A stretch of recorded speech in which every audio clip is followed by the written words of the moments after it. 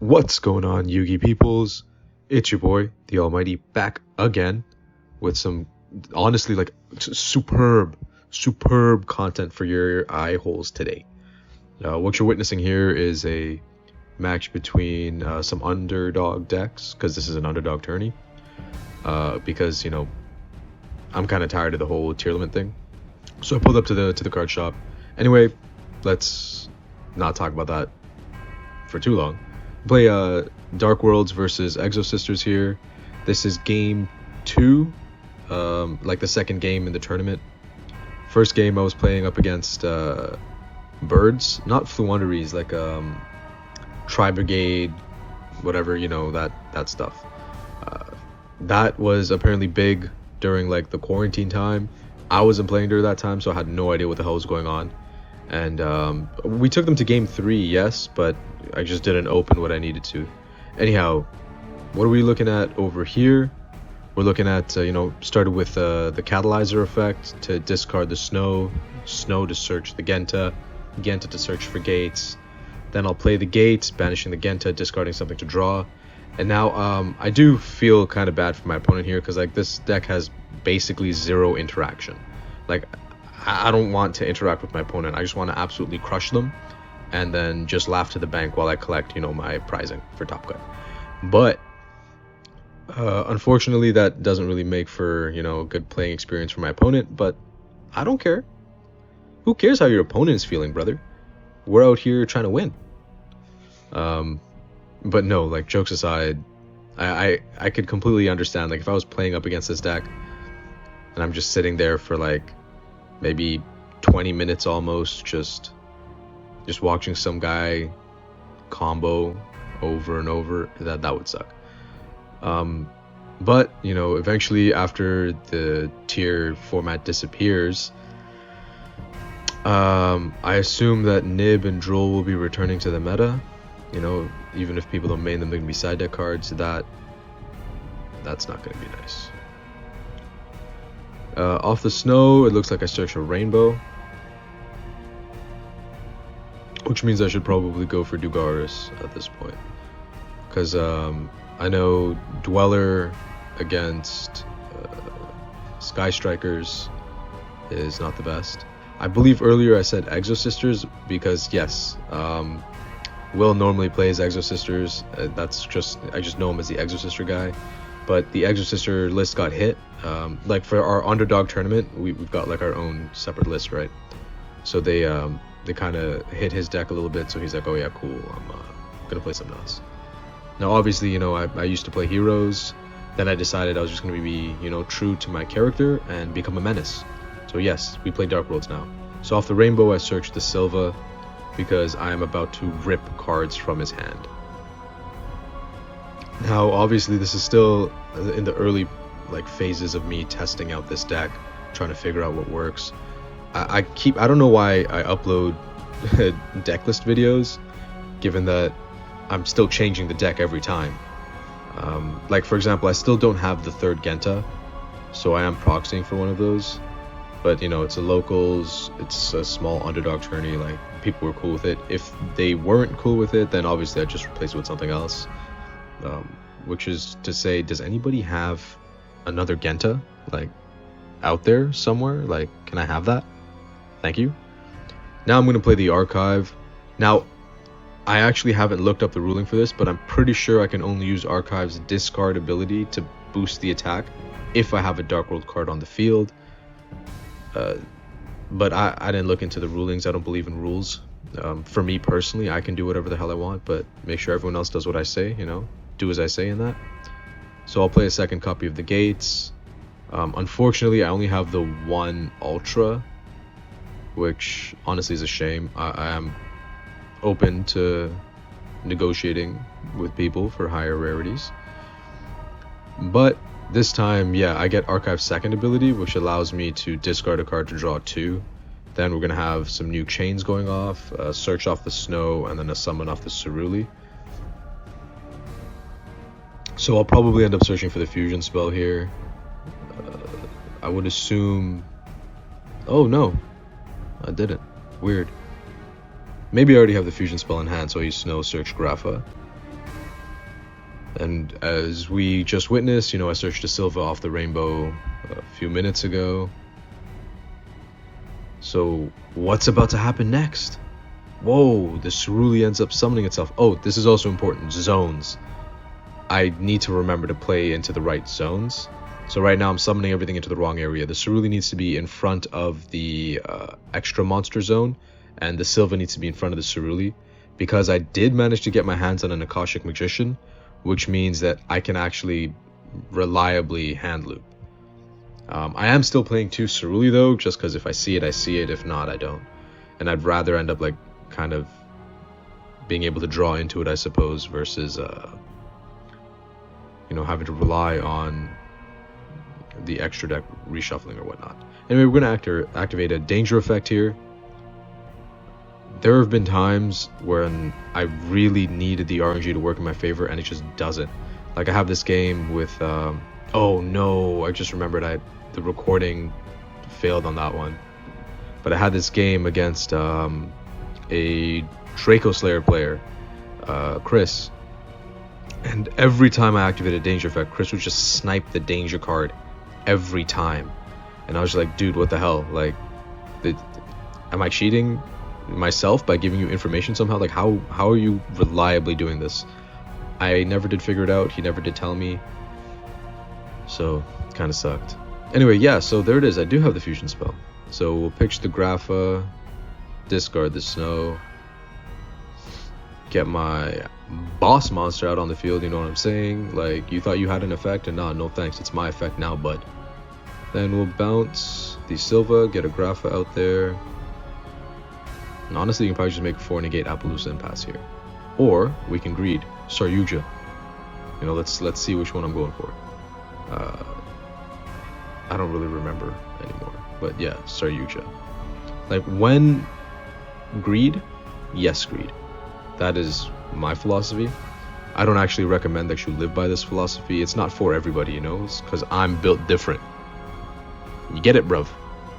But yeah, so it's actually really interesting just trying to figure out what you want to keep and what you want to get rid of. It all comes down to, you know, where can you take it? How much further can you go? And the question honestly does become, like, how much further do you need to go? Like, if you've already got, you know, the Necomane King in hand and you graph out on the field, there's no need to get a 4 negate Appaloosa, this, that, or the other.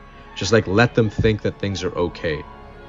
And then they'll be like, oh yeah, cool, activate effect. And you'll be like, yeah, no thanks, overwrite. And then pitch the Necomane, cool, end phase, my turn. And I mean, I know I should probably feel bad, you know?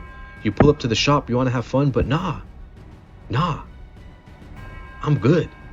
I feel great, you know? But I'm going to say that that's okay, and I'm allowed to do that, because there's going to be no, like, negative karma for that, simply because, you know, it's a dark world. Gee, it's a dark world. So yeah, we'll activate another danger effect.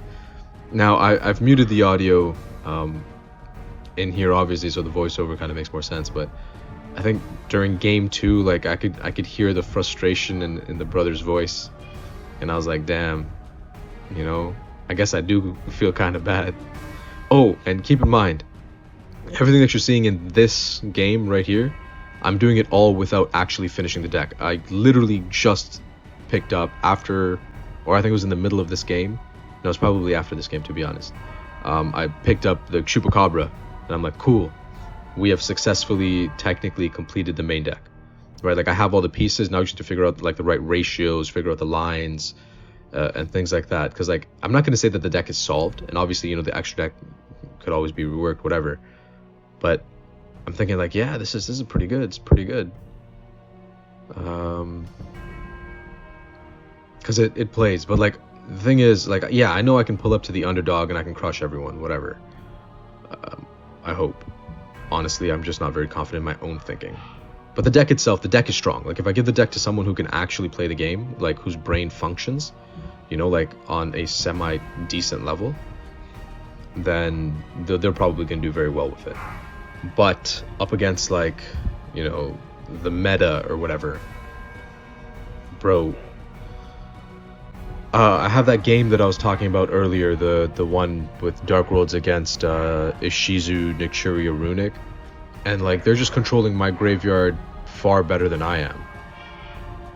Right, like Bestial this, Bestial that, Keldo, Mudora, whatever, and I'm sitting there like, oh my god, like I need my graveyard, like please don't. But you know, you get crushed and you crush. That's the life. That's the game. Oh yeah, okay, so what's happening here is I just learned how this whole link summoning thing works.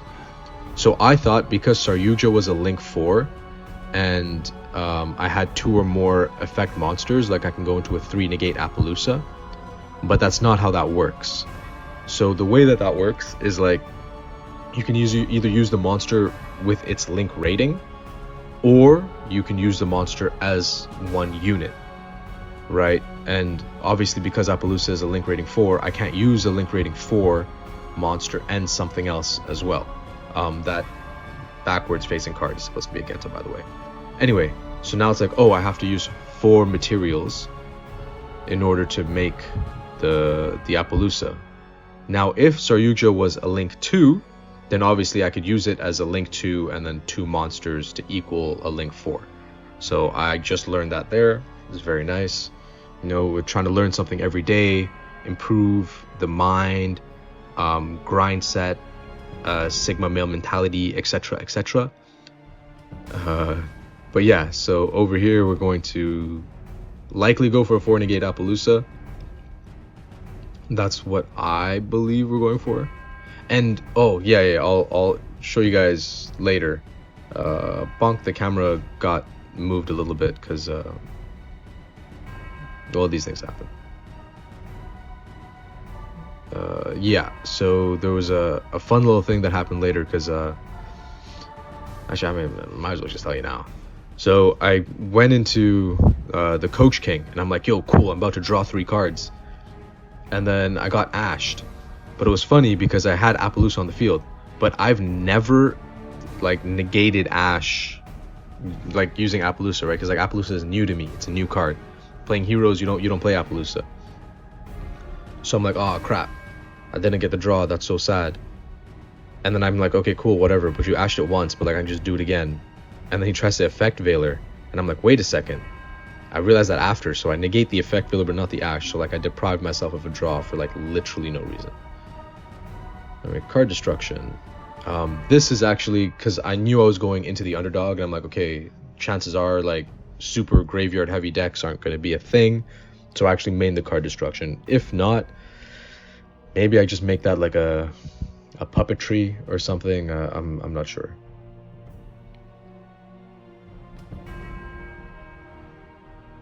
Interesting. Okay, we end up hitting this Cerulli over there. Forces a discard. Aha, very nice. Get the search off Rainbow, and the second effect is to special summon a level 4 or lower Dark World to my side of the field. Problem is, I'm kind of, filled up on slots. I mean, it's a good problem to have, don't get me wrong. Like, oh yeah, I have too many cards, you know what I mean? But, yeah. It's a good problem to have. Anyway, we searched out Grapha. Oh, it was Silva. Wow, crazy. If I had the Akashic Magician, I could have just bounced them both back to hand. And then I tribute summon for Grapha. So yeah, because I still have my normal, right? I did all that without normal summoning. Think about that for a second. Anyway, here it is. You're about to witness. So I activate Coach to draw. He ashes. And I'm like, ah, crap. Okay, cool. I'll just do it again. Then he effect Veilers. And I'm like, wait. I can actually use Appaloosa here. Because I'm like, okay, you know what? Ash only negates the one time, right? But Effect Veiler will prevent me from just like doing it. So this worked out. And like, you could hear it in my voice. I'm like, wow, oh my goodness. I could have negated Ash. Oh my goodness, I still get draws. Because yeah, I mean, it's a learning process. We're learning. Caillou. Each day I grow some more. Oh man, that's such a... I can't believe I don't remember that. Anyway, yeah, the Silva comes back. Yep, and then we're just bouncing things again. Yep, still going. And I mean, like, honestly, at this point, like, I really could have stopped, because something that I've noticed is, like, I'm really into shuffling, like, not just with the danger cards or whatever, but just even with the deck. I'm going back over some of the footage and I'm looking at it and it's like, wow, I spend like sometimes anywhere from like 10 to 20 seconds just shuffling cards, as if shuffling it more often is going to make it more random, which, like, obviously is not the case. But then again, I think that was just like when I was testing it alone, like just play testing, the hands or whatever. Maybe not in an actual tournament, maybe I'll get better at it, but like I could definitely stand to cut down on my shuffling time. And like, you should know when to shuffle and when not to shuffle. Like, if you're going back into the deck, there's no point, in shuffling. Anyway, yeah, so Muckracker at this stage is actually really nice because I've already made, the Coach King and the Appaloosa and all of that. So like, now being fiend locked is actually okay, because it's like, hey, I'm just going to be putting fiends on the board now. I've already got my negates, I've got my override, I went through all my draws. Not really much else I need, mate. So, we'll just Muckracker, Reborn a Fiend. And then, on the plus side, also get to discard a card. Like, come on. It can't be stopped. But yeah, it is... Obviously, if I didn't go for, like, the Muckracker and I managed to make it a different way, I could also go into Hope Harbinger. But, yeah, that's not what we did. So, it just is what it is, man. You just be like that sometimes.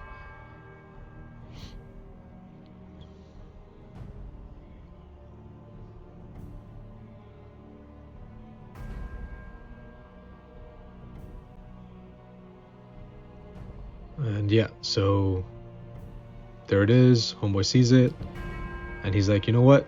Let's go game 2. And I'm like, cool, that works for me, mate. Which, yeah, I can understand the frustration. Anyway, here we are, game 2. I'm trying to think if we did side or not. I think he did side, and I probably sided as well. Because I know, like, oh, okay, he's going to make me go second, obviously. Because you saw what I did going first, It was kind of ridiculous. But yeah, it worked out in my favor. Homeboy bricked, which honestly, I don't really like winning that way. You know what I mean? I don't like winning because my opponent bricked. I want to win because my opponent tried everything and I just cracked their board and, ran them over.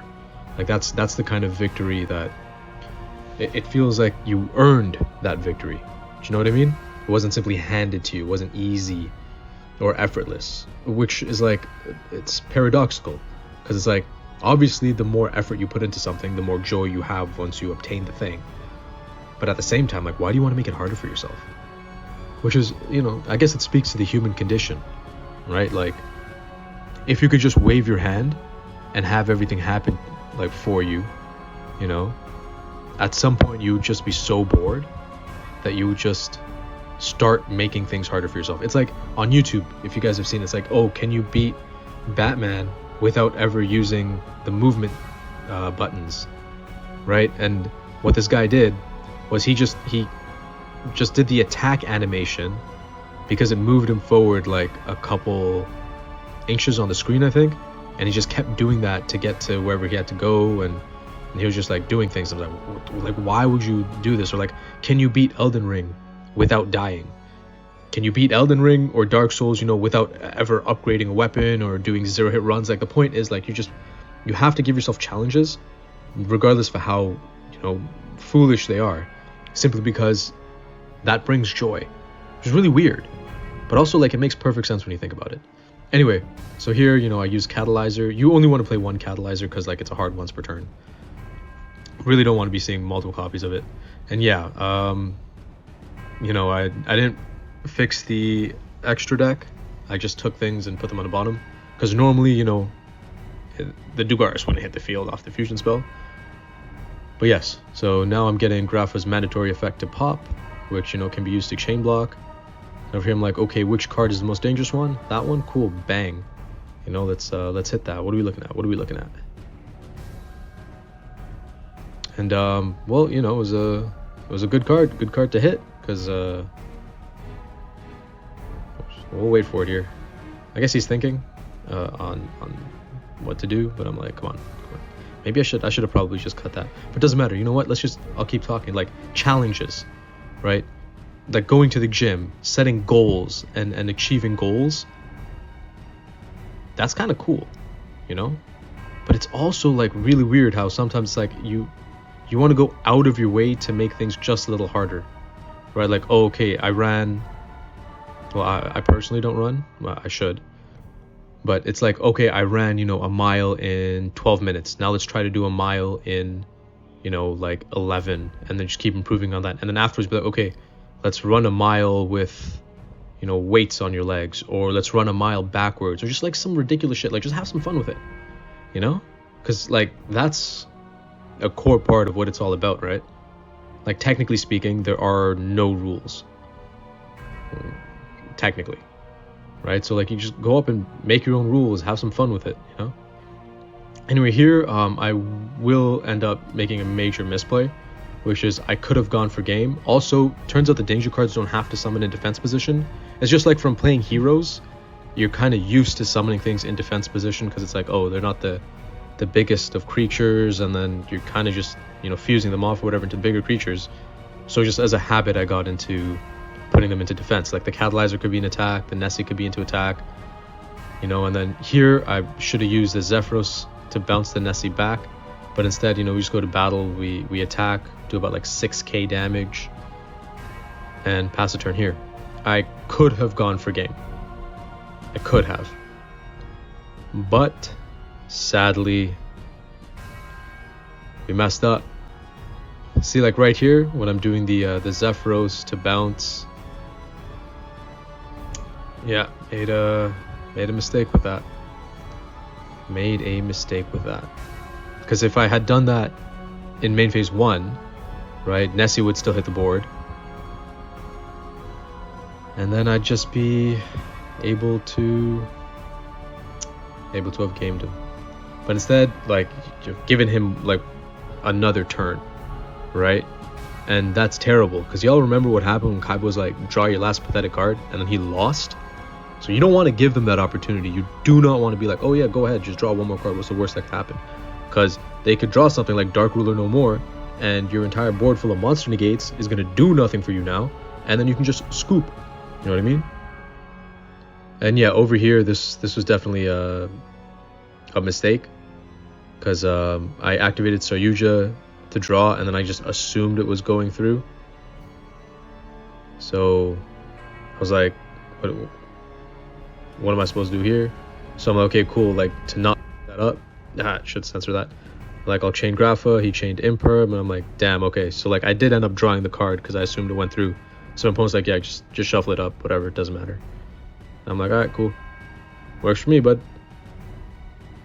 But yeah, see, that's also something to watch out for, because if you do have Necromane in hand and you use the Grapha to overwrite something, they could like negate it somehow, right? Like with Veiler or Imperm or anything like that. So, you know, you want to have Appaloosa available, things like that. Anyway, brother decides to drop the Ray, and I'm like, yeah, okay, cool, Ray's good, because Ray will, her effect is something that activates Engrave, right? But I do have the, you know, the overwrite. So he's going to link his Ray off for Hayate, which attacks it directly and then gives him another spell or something. Afterburners, I think, is like a Reborn. I was like, yeah, that's cool. Now, my experience playing against Sky Strikers has always been like not pleasant, let's say, simply because like they just go off, you know. They got the Widow Anchor and the Engage and etc, and they just have spells on spells on spells, and I'm like, that's nice, thanks, bro. But now you know, we're doing better. Or is that target to destroy? Oh yeah, whatever, the card did something, so I was just thinking about it. And obviously when that guy leaves the field, brother has the effect to float into a Grapha and then forces us both to discard a card.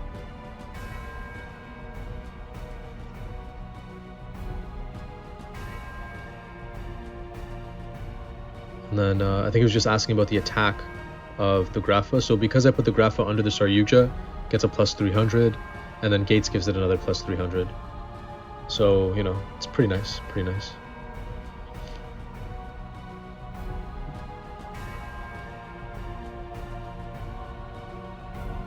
Yeah, and it's also important to note that Saryuja's effect is mandatory. So you can use it to chain block depending on, like in this deck, right? Like depending on if you have snow going off and somehow you ended up summoning something, like you can go snow 1 and then Saryuja 2 to chain block the snow. It's a little neat little trick. And now he has to think, you know, because like you have to contemplate like, what are you supposed to do here? So goes to battle. It's like start of battle, cool. I'll flip skill drain. Right, so now the Hayate can attack me directly and it won't be getting the spell or whatever. So he activates Widow Anchor, targeting my Grapha, and then I'm just thinking, oh yeah, it's just gonna take the Grapha because like that's what Widow Anchor does, right? Because in my experience against Sky Strikers, that's just what they do. Like Widow Anchor is just always taking my Grapha, so I'm like, oh okay, cool. He has Grapha, but turns out you need 3 spells in the grave for Widow Anchor to be able to steal.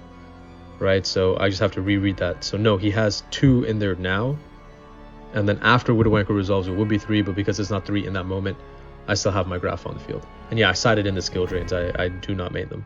Anyway, hope you guys enjoyed all of that. As always, you know, stay toxic. You know, that's the best I can tell you. Don't let yourself feel bad for, well, anything unless you've done something wrong. In that case, figure out some way to shift the blame. Anyway, hope you all enjoyed the content. See you in the next video. Remember to smash that like button. Subscribe, share, and all of that. And as always, Konami sponsor me.